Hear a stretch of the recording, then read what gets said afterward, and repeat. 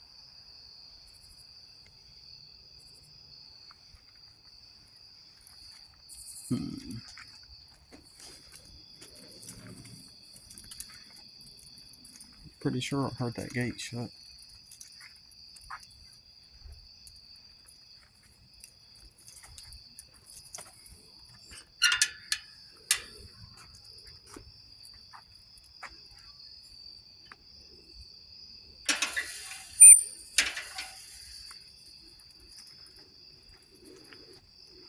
Hello. Gate is open.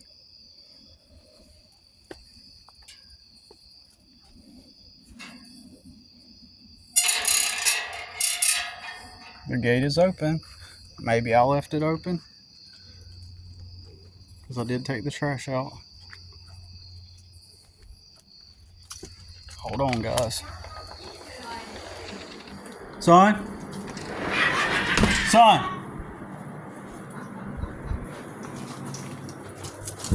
Did you go outside? What's up? Did you go outside just now? Why? I thought I heard the gate. I thought I heard the gate slam or open. Like, you know how when that metal gate slams but it doesn't shut and it makes that clank sound? Yeah. I was outside and I heard it. Oh shit. And it sounded just like the gate. It sounded pretty clear. So There's a ghost. So I got my flashlight on. I'm gonna go check out the back, but I'm gonna grab something with me. It was pretty loud. I wonder if it recorded on video. But I'm gonna go outside and but I'm gonna take something with me, man. Shoot. I'm gonna take a can of food. I'm gonna take a can of food out here, and that way if anybody's out there, I'm gonna have this can of food. Stepped on them.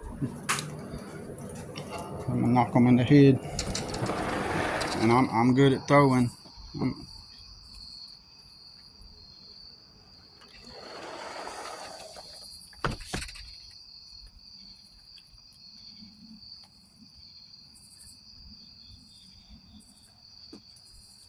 So, anyways, as I was saying, what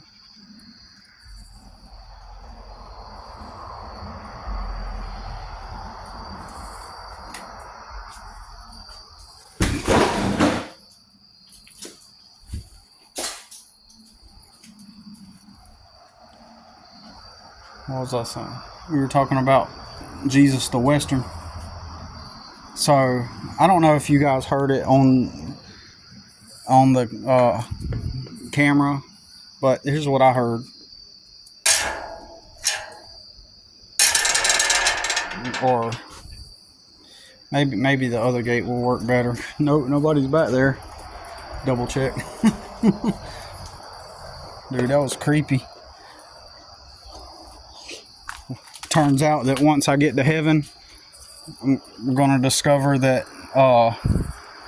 we're all gonna discover that the Mormons were right, and God's gonna be like, remember that one time you were out recording that video making fun of the Mormons? And I was like, no, I was just objectively just talking about the Mormons.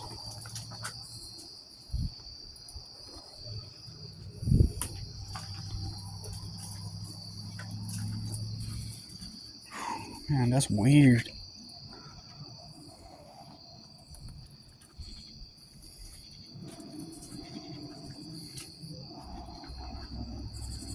I'm gonna take y'all over here real quick. We'll get back on topic in a moment. That's what I heard. Something like that. But more like. Anyways, that was weird. Can't wait to like listen back in on this video just to see if that shows up, if that clank sound happens. But I swear it sounded just like this gate.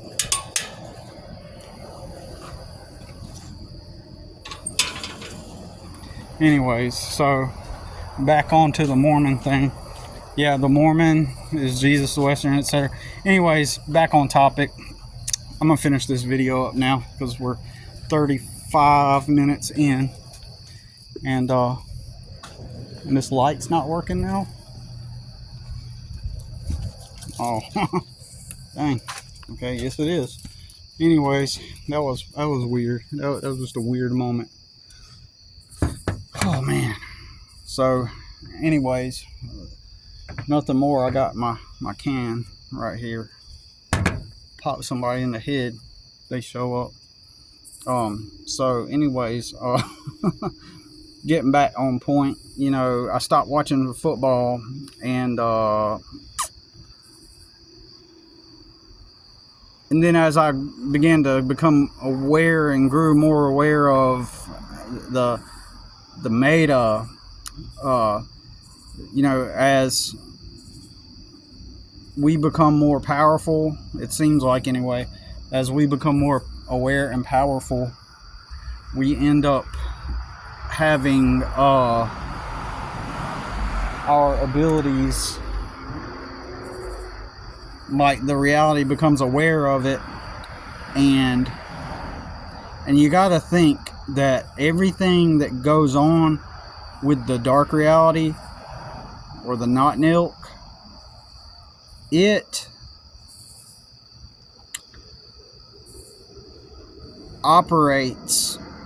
probably operates, in my opinion. I gotta turn my flashlight off. These planes, dude, I'm telling you, they're so active tonight. I'm telling you, man, it's weird.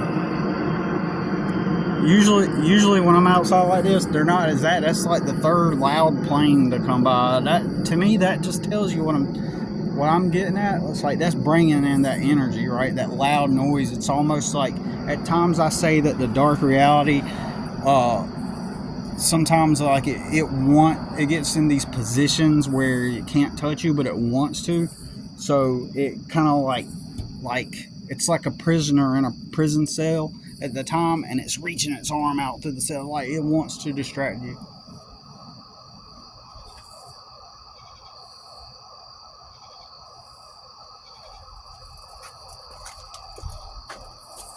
I'm telling you, man. See what I'm saying? See what I'm saying right there? Does that not give you chills? Does that not give you chills, man? I'm telling you, man. I'm telling you. That's what I'm saying. People like us, we get on that power.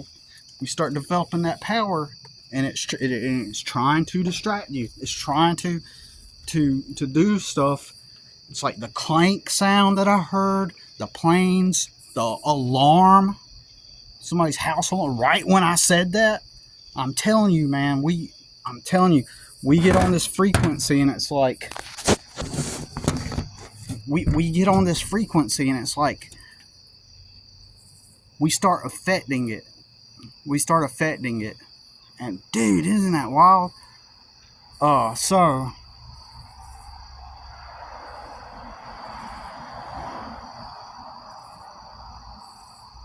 So what I was about to say, I almost forgot, but check it out.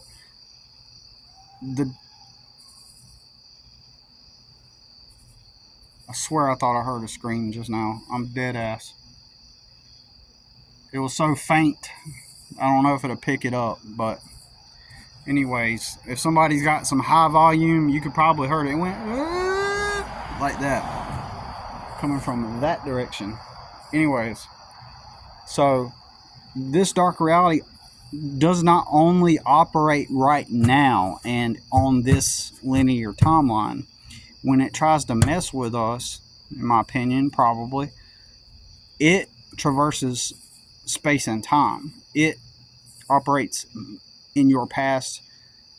It sees something you do now, and it can go back into your past as a side effect, if that makes sense.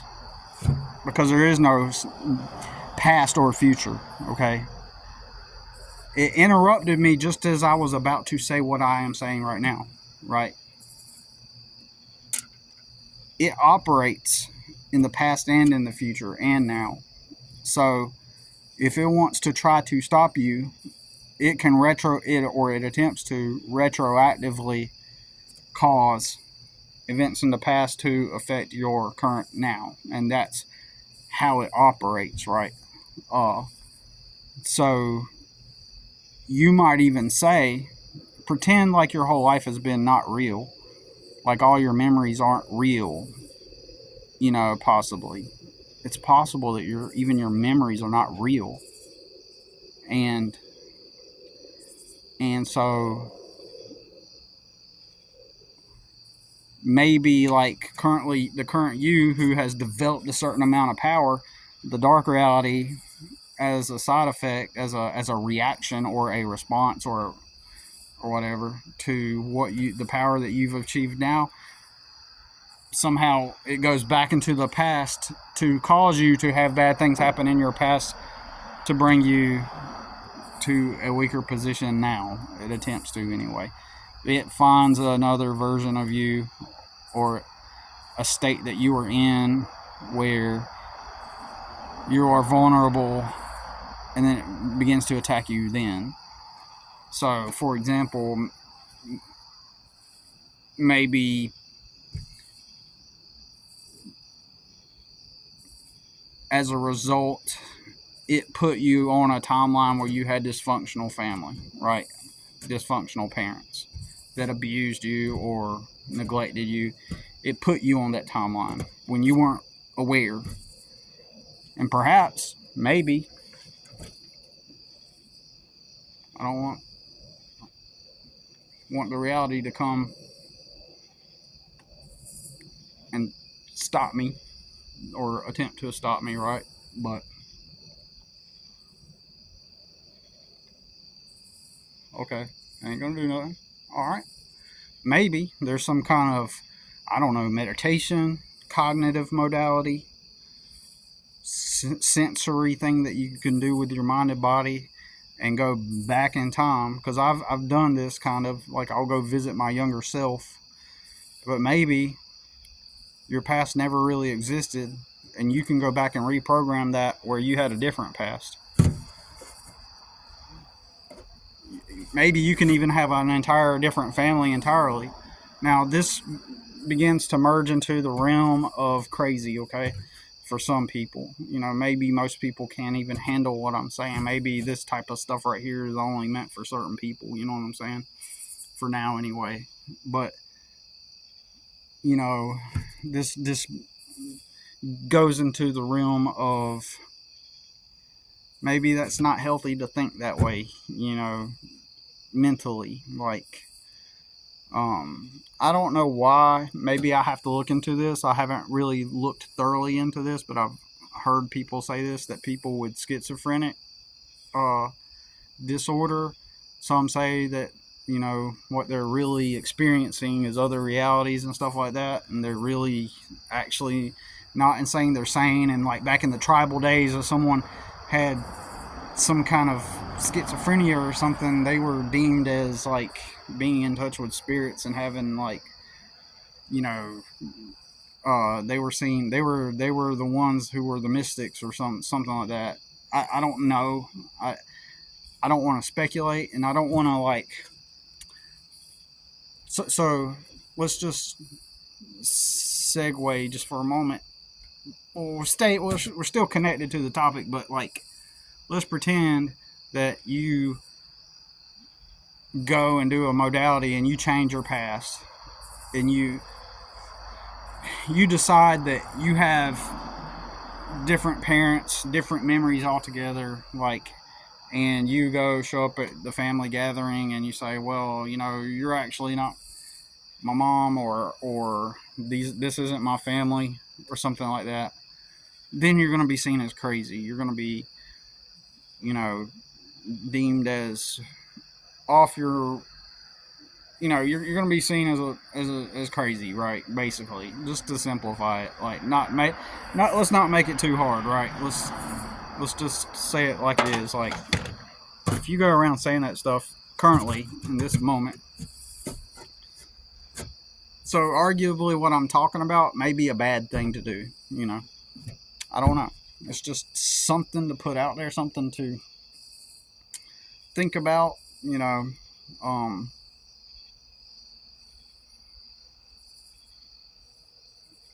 Interestingly, tonight, speaking of that, when I was we popped in at Spirit Halloween on our way home, and my son wanted to eyeball some stuff for a costume he wants to make, and so um,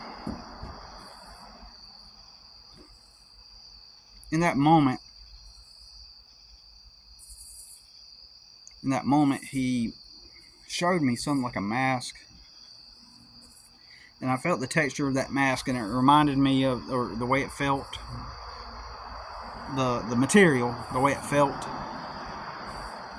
It put me back into the late '80s, and I got this feeling coming, like not a nostalgia feeling, but the feeling of that mask put me into a state of feeling where it felt just like that same feeling I had when I was a kid, and I had a mask with that same type of material and all the emotions and the feelings that I had whenever I had that experience. And it was a good one, it was a fun one.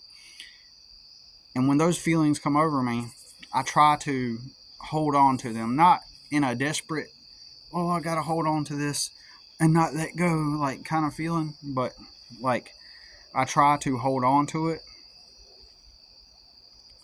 And it's almost like there's a little boy lost version of me that is kind of out there in the abyss, kind of like Carol Ann in Poltergeist. He's like kind of in that realm, and I want to pull him back into my world, into safety. You might say that even that movie is a program. Look at the meta of that program, and I don't know. I don't know what I'm going to say here, what I'm about to say. Rudy talks about the anima and the animus, and I personally am not too familiar with that, and except I have listened to a couple videos on it. In Rudy's most recent video, I couldn't really listen to it, the video he shared, because where the lady was talking, because I was working while I was listening to it, and it was kind of hard to keep up with at the time, so I'll have to revisit it. But I did, my basic comprehension of anima animus is that we all have a masculine and feminine side, and one word or the other is the female within the male aspect and the male within the female aspect, right? And it's my understanding of it, like the feminine side, as a man, the feminine side of yourself, and then if you can get in touch and balance that out within yourself, your own, female energy with your male energy, feminine energy rather, then you become balanced. You become a balanced person. Off the top of my head, that's my understanding of it, and I do resonate with that. If that makes sense, I do resonate with having that balance. I'm aware of like the feminine or energy, where like when I'm creative, that is a, arguably you could say that's a, like, in my opinion, artists can and is a masculine thing to be an artist, if that makes sense. But the feeling and the flow is the feminine aspect of expressing that creativity, and an artist and a man, he channels that creative energy to produce art. So, I may be totally off about that, but, but in that moment, standing there in the Halloween store, over time, I've always tried to tell myself to, if I get those, if something triggers that feeling from the past, and I put that in quotation marks, past, if something gives me not nostalgia, but that same feeling I had as a little boy, I try to hold on to it and integrate it into who I am now. I don't know if that's a helpful thing, but it seems like it would be, a helpful thing. And so what I did in that Halloween store, I took like a few seconds, right? As long as I can hold on to the feeling, I even started to have it as I began talking. Not as strong as in the Halloween store, but I'm even having it now, really. Um, I try to hold on to it and integrate that into my current self. I feel like in that moment, it opens a portal in a way to that version of me back then, in quotation marks. I believe that version of me was the free spiritual creator being. That version of me was the spiritual uh, creator being, as Rudy likes to say. I love that. I love it. I love saying it that way. Uh, but that's what Rudy says. Spiritual. I think that's the way you say it.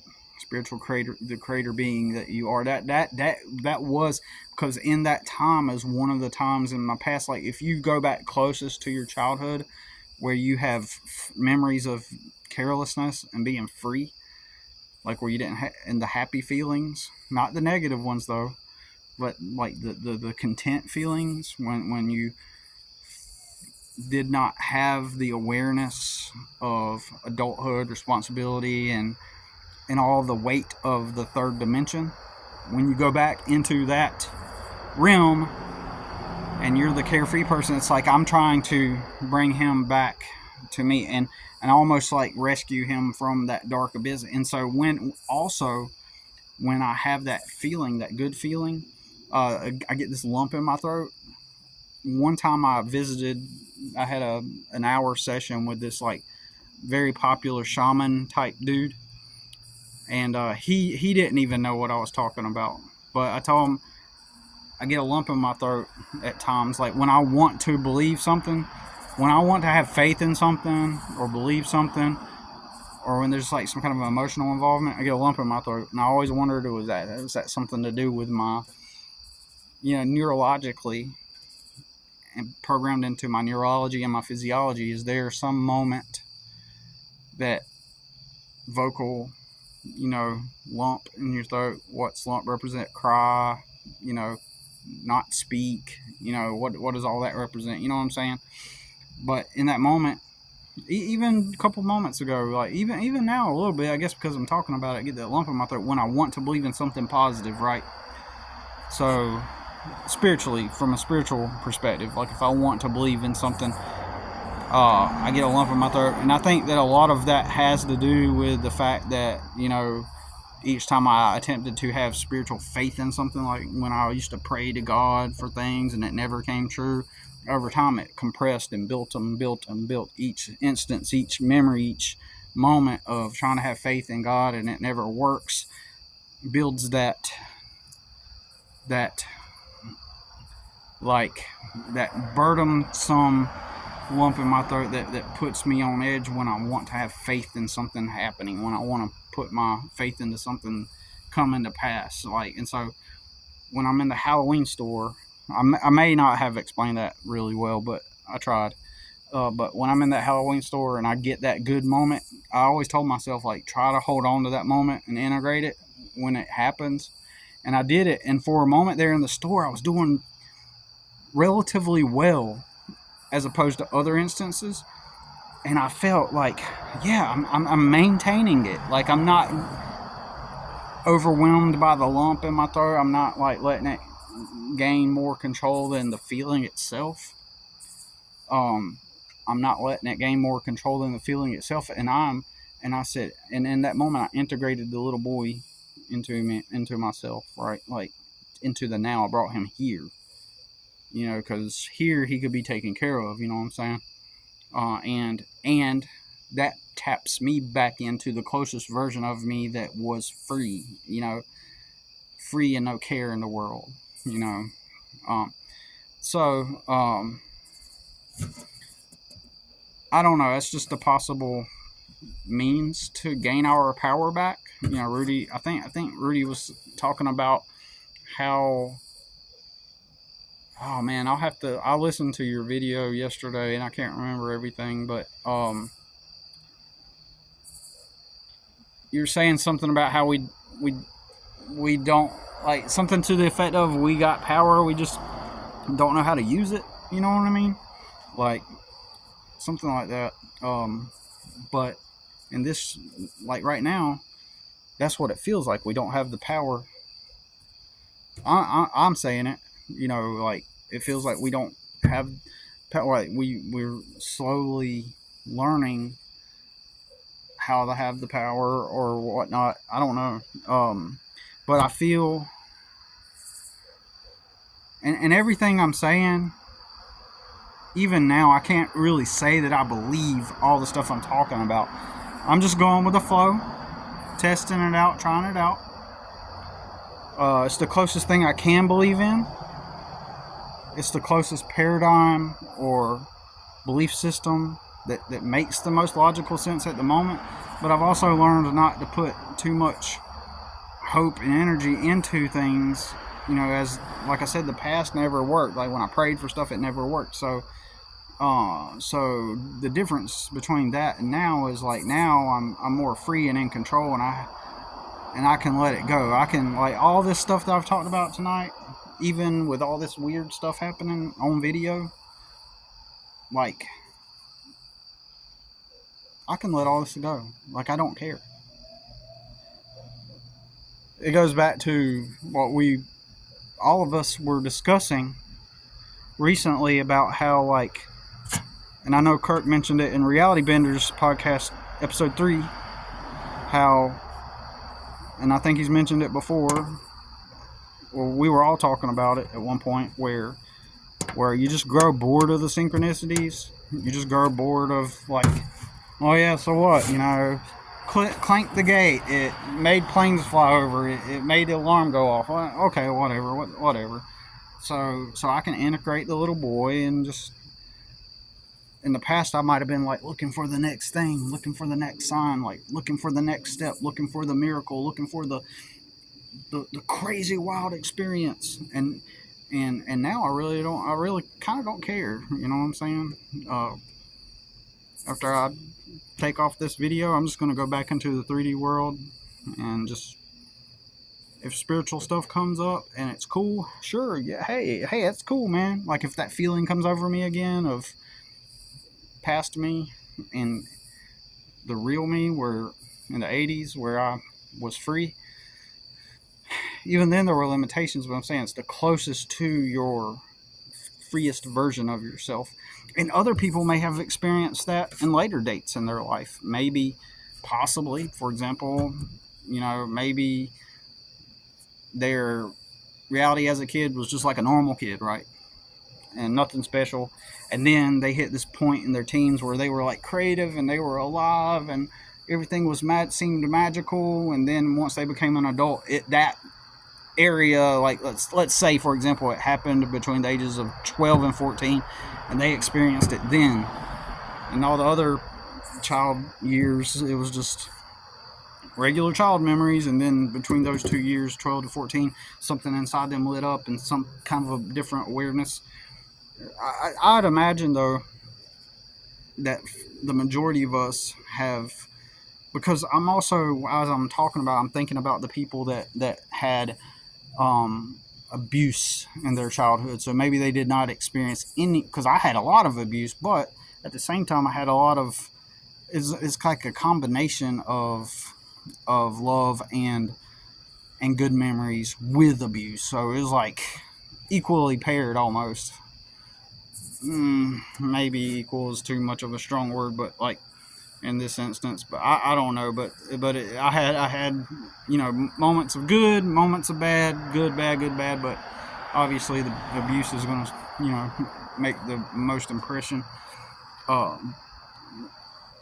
have a different effect. But anyways, my main point is, it's like I'm not gonna hold on to this. I'm gonna upload this video. It's gonna be cool. I hope everybody likes it, you know, but I'm not gonna hang on to anything. I'm just gonna go about building and living life and keeping on, trucking on, you know. And I'm gonna go see a camper tomorrow and see if I can buy it, possibly at some point. And but yeah,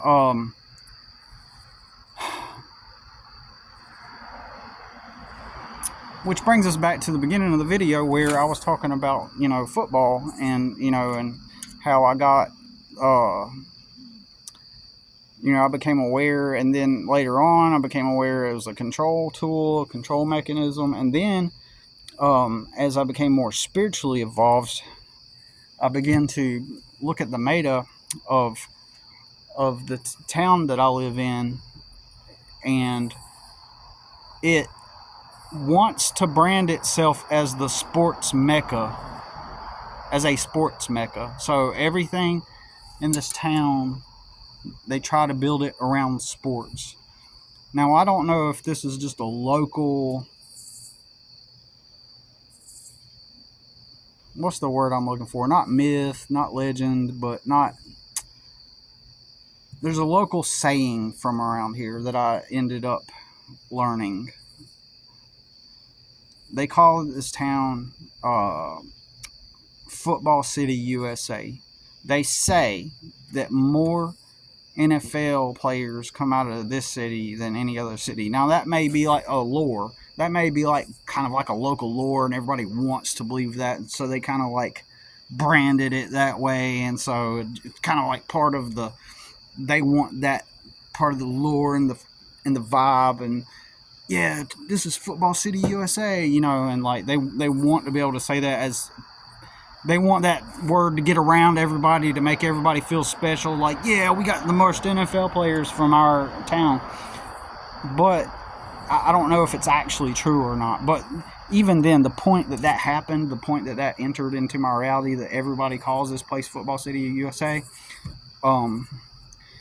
I bet you if you go on Google and look up Football City, USA, which town is considered Football City, USA, I bet you all over the country, everybody thinks their town is Football City, USA. And most of the NFL players come out of here. But then again, it may be actually true they come out of here. I don't know. But for the most part. But we were about to they were about to build even the Panthers training facility here. Right, they were about to, but then the plan went amok. Now, I'm gonna segue a little bit. For years now, I've been saying that I have been at war with the NFL. I personally have been taking down the NFL. Okay, I've been saying that. Am I being serious, or is it kind of a joke, or is it both? But I have made Facebook posts, and I say I'm personally taking down the NFL. I'm going to remove it from existence with my magical powers. That's the way I have often worded it. But anyways, when that deal fell through and some weird shenanigans went on, I told everybody it was me that done it with my magical powers. But it fell through, and they ended up halfway like building like a third of the whole facility, and then they tore it down, right, and sold the land off, and the Panthers never came to here. They never came. And then but the fact that it became a sports mecca, or that they wanted to brand it as the fact that they wanted to brand it as a sports mecca, what does that say in relevance to my power? And you got to think, those of us that are the mystics, we are how Rudy says it. For those of us who are that, right, that means that we have a lot of power. So what would if someone with such colorful, bright power, right, has a presence, at least the type of power I have, I think maybe each of us has our own type of power, and then the dark reality reacts to it accordingly, depending on the type of power. So why would then, like, from 1995 until now, I have been here building up my power progressively, right? So what did the reality decide to condense around me? Given that I'm creative, artistic, mystic. You might even say sage. I don't know if shaman, maybe. I don't know what. Maybe I'm wrong about that. I don't remember. I know shaman's like this spiritual. I forget.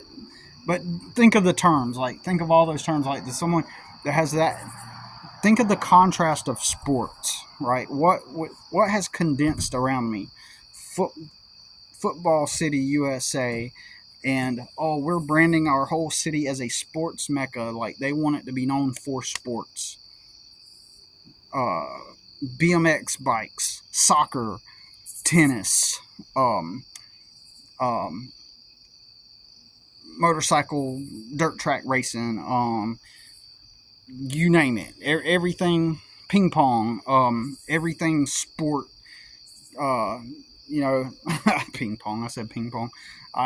They might have that too.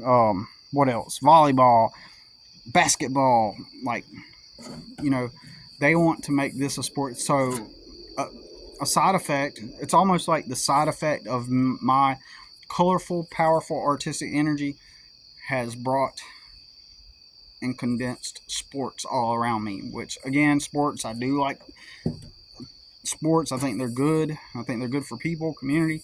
I think they're helpful and bring everybody together. But think about that contrast, you know. And also, years ago, I had a vision um, of a certain area in Rock Hill, and this is where I don't want to talk about it on here. Okay, this is I was thinking today. Like, if I had enough following where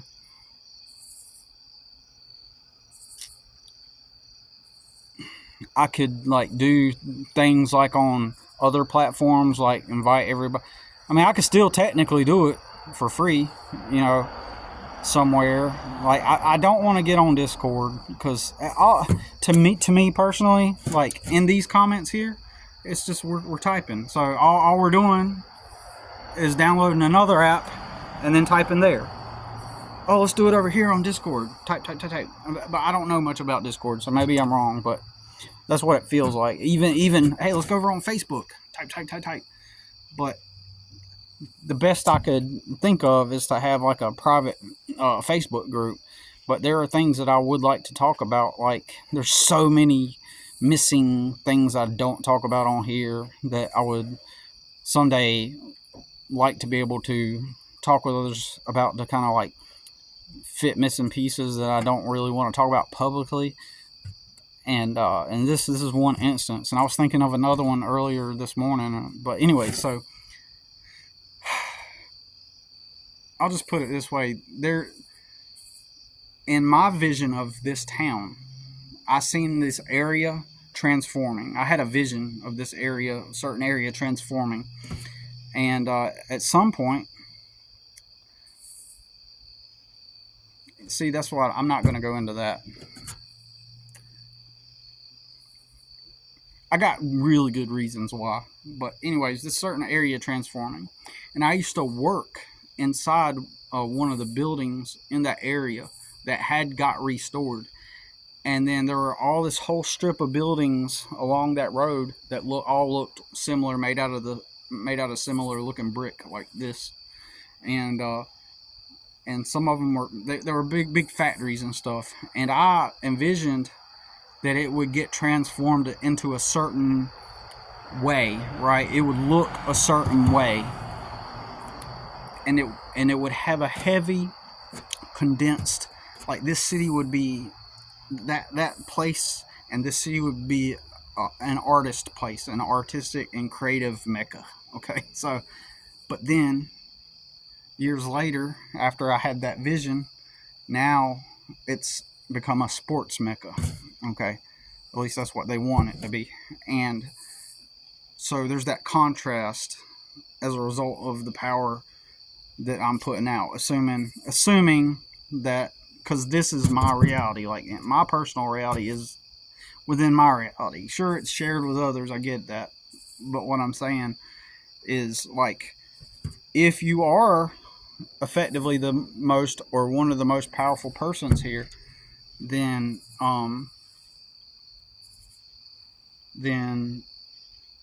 obviously the dark reality, if you're becoming unaware, it's going to respond or react to your presence, to the energy that you're putting out. And so for me, in this space, it's almost like where I envisioned a total creative mecca of art and creativity, the equal opposite came. So that's what I'm getting at. And I was thinking about that, when I seen the post about the new sports update on the baseball field. And so anyway, so that's what brought this to mind. Something else I was gonna say, but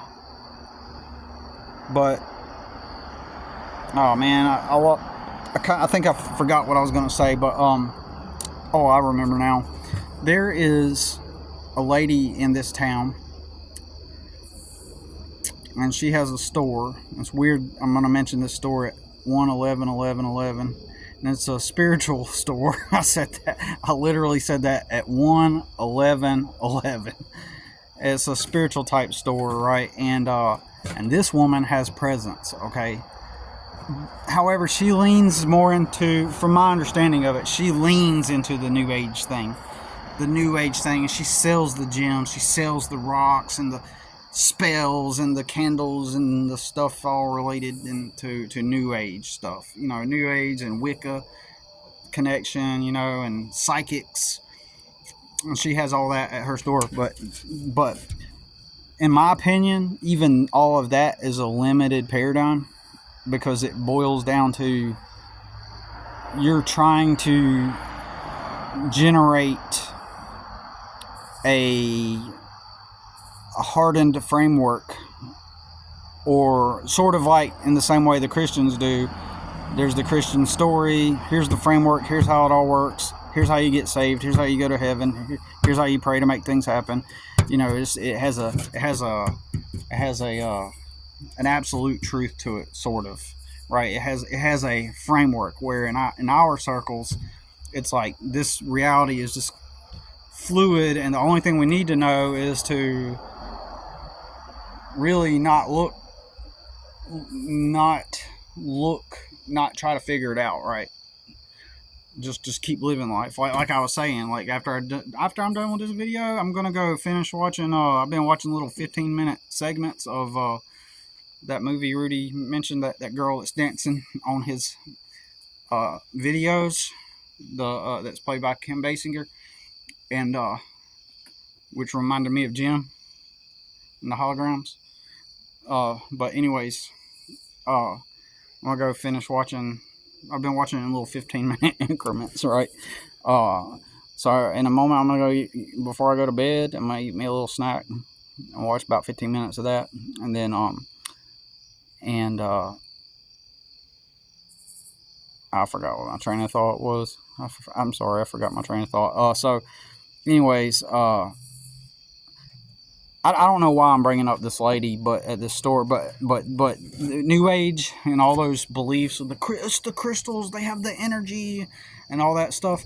All of that stuff still kind of like condenses reality down to a structured belief system, no different than religions do, right? It's just like the structured set of thought forms, and that's how reality works. And and that is limited, in my opinion, like to have that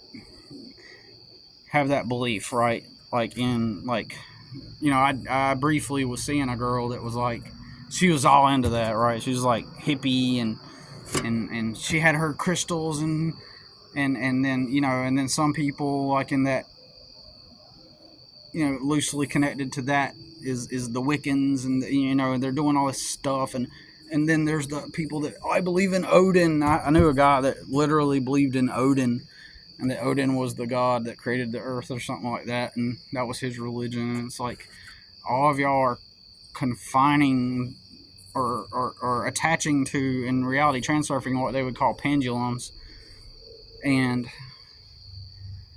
I think that the direction all of us are heading here, we are headed in this like whole different direction that does not have structure. It does not have these set beliefs. Like and we're getting closer to the truth, but at the same time, it's like we just let it go. I don't know how to explain that. We're not really. We're just stepping into our authentic selves and growing more and more and learning how to utilize our power and we're aware that there's some kind of force. That's it. At times when we become enlightened or aware, I hate to use the word enlightened, but we're enlightened in the sense that we become more aware of what it's doing. We know that there's an adversary. We know that there's some kind of adversary that's trying to stop us from returning back to the most, the reality generator being that we are, and we're all just, we're not going to be confined or limited by thought structures, thought forms, or egregores. And I think that's it. But yeah, so initially this video was just to talk about like how the I noticed the whole thing with the sports, like the contrast between who I am and what I brought into this realm. Some people might think that that's like way out there. Oh, so you're saying that you got all this power and that like you influenced your whole city? And I mean, like I said, like I don't know. I'm just observing. I'm just saying, hey, it's weird. It's like everybody likes to believe in the idea that we can accumulate power or that we have power that we have untouched, and if you make some kind of like wild claim that you have tapped into it and you've influenced it and you've influenced reality even in a big way, like then the skepticism shows up, right? Then, what are you trying to say? Like, simultaneously agreeing that you can have that power or access it or learn how to use it. But then when somebody makes the claim, like in my case, in the many instances that I've experienced, like with everything, like, oh, well, that's kind of crazy. Like, yeah, you didn't do that. Or who do you think you are that you can influence reality to such a large, grand extent? Well, I mean, I don't know. Oh yeah. Sorry, I forgot to talk about the lady. The lady that has the crystal store and stuff. Like, I've seen her out in public, right? And when she looked at me and I looked at her, like, we felt each other. It was in Hobby Lobby, I believe, or it might have been Walmart, but it was in one. And all these Hobby Lobby, like, she could sense me. I could sense that she could sense me right there, even if she is. And I don't want to speak for her or assume, because maybe she has transcended the whole crystals and stuff, and she is now outside of that paradigm, but she just keeps that in operation as a business. Because maybe you guys would agree that going through those phases, like the Christian phase and going through the crystal and Wiccan phase, maybe those phases do eventually bring you to the point to where we are at now. And maybe at that time, like, I sense just presence from her, like, and I, to the point where I didn't want to talk to her because, like, I was afraid that if I did start talking with her normally, like, then I would start picking up on her, like, going back into the 3D, like she doesn't end up being who I think she is, the way I perceive her to be, if that makes sense. Like, and one time I went to her store, and because I still like crystals and stuff, I like a lot of the new age stuff. It's kind of cool, right? I love rocks, right, and crystals and whatnot. And I would even include them in the Stardust Simulation brand to like make certain amulets and stuff and bracelets and shirts. But anyways, my bad. Um, so shut up, shut up. So anyways, I guess to get I saw her in her store and I asked her a question, and I don't know if this is after I think it was after I saw her at the store one time.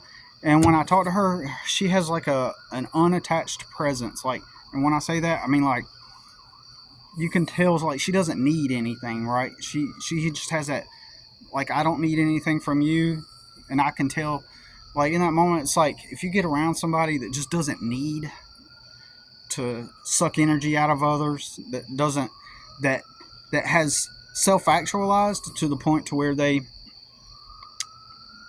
are unattached to the world, right? Um,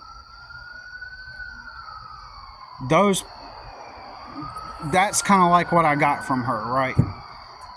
And those people are rare. Now you can still feel uncomfortable. You can still feel uncomfortable when people are trying to, because you are, when you're in that state that I'm talking about, you're content. But you can still be surrounded by people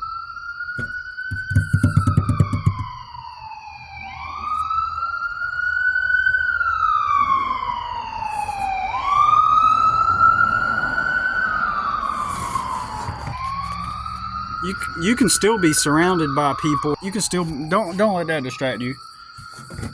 You could still be surrounded by people who are you can still be self-actualized and fulfilled generally. Like I always tell people I'm a content person. Like yeah, I struggle when I have like depression and anxiety and all kinds of stuff and pressures and just crazy shit, but I would say that I feel like I'm whole and content. I've arrived at that spot. I know who I am. I know what I want.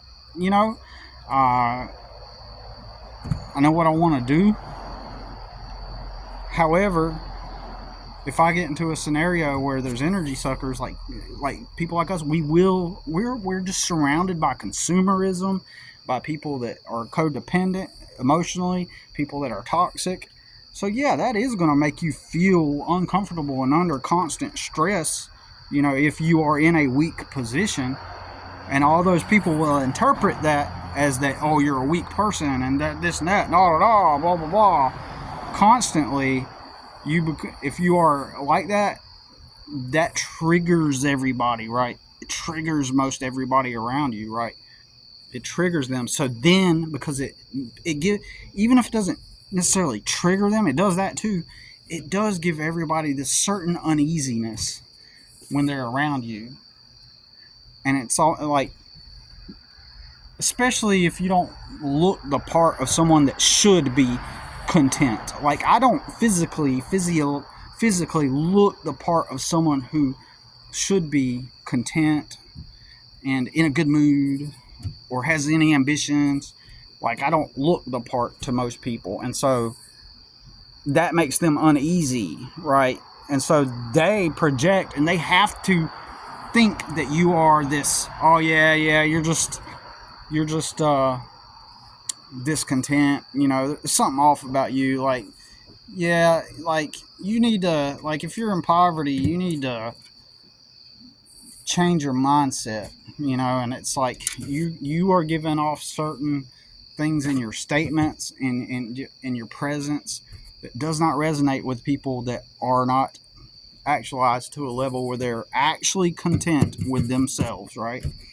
And being content with yourself doesn't mean that there are certain things that you don't like about yourself, as far as things that like you wish you still have things that you want to improve, but you are also with the understanding that that that you are going to improve. You are still with the understanding that hey, you're still on the journey and then the process, right? You're still in that at that level, right? Where you're understanding, like I could lose some weight, I gained some weight over due to the stresses of the past several years. I've gained more weight than I have in many years, and I know I'm gonna lose it. I lost it before, right? I had, as a teenager, I was fat, and then I changed up my diet and improved, and so right, so I know I gained some weight and a lot, and I believe a lot of it was due to the stress of being surrounded by people that want to attack me and everything that happened, right? Uh, when I was attacked, right? And so I went through all that, and it caused me to gain weight, man. I went back to some of the habits that I had as a kid, and eating and stuff, and I gained some weight, but I'm also very healthy and I'm strong, so and but anyways, I just wanted to talk about that because yeah, so like I think that you my point is despite all the things that you've had challenges with, you can still be you can still be content with yourself, basically is what I'm saying. Like you can still literally be well-rounded, like yourself, be accepting of yourself no matter what state you're in, physically, economically, and you're just content. And it messes with people's brains because most of them aren't. It really does mess with their brains. It messes with their something inside of them they can't figure out. And then so that does put you in a place where you do have to be cautious around people, like, because it can cause people to respond in negative ways. I'm telling you, man, sometimes if you get into this, like, you will emit this certain kind of energy that people like. Look, I've had people freak out on me, man. I was that even that one girl I was telling you that I was seeing, goes into the crystals and stuff. I went out with her and a group of other people to this pizza joint, and on the weekends it was like a Saturday night or Friday night, and and they had a bar, full bar, serving alcohol, and then they had the outdoor part or picnic tables. It was full, crowded. And back then, I had more like my Keanu Reeves look, my scruff with my long hair and my leather jacket. So I didn't look like a. I mean, maybe I did, but I don't know. Maybe I looked like a like the motorcycle guy type. I don't know. Not motorcycle, but Keanu Reeves, right? This one guy one time at Starbucks, he goes like, "Dude, you are like Keanu Reeves, man." But like, I had that look, and but it wasn't even that look what I'm talking about. But I'm just telling you how I dressed. But I was with her, and this guy looked at me, and he walked by, and he goes, like, and I could feel him feeling something like that triggered him, like, and this is a real phenomenon. People actually, they see you and they get super uneasy just by looking at you, and it's almost like they feel, I don't know exactly what it is, but it's almost like they could feel, certain people can feel like you can see right through them, and then it really, like, it makes them, and I don't mean this in an arrogant way, but it just makes them feel, it brings up all their insecurities all at once, and then they feel really like, I mean, there's one thing to like meet somebody who you just naturally have a bad vibe with, right? Have you ever met somebody like that? I have multiple times, but it's beyond just that. It's just this thing where people like, they see that you can see them and stuff, right? And so, anyways, long-winded, but this has been an interesting topic to talk about, and I hope everything came out clear and coherent, and it's definitely been an interesting video. So I'm about to sign off. This is a whole movie long video, an hour and a half. So whoa. Anyways, y'all take it easy, and we'll see you in the next one.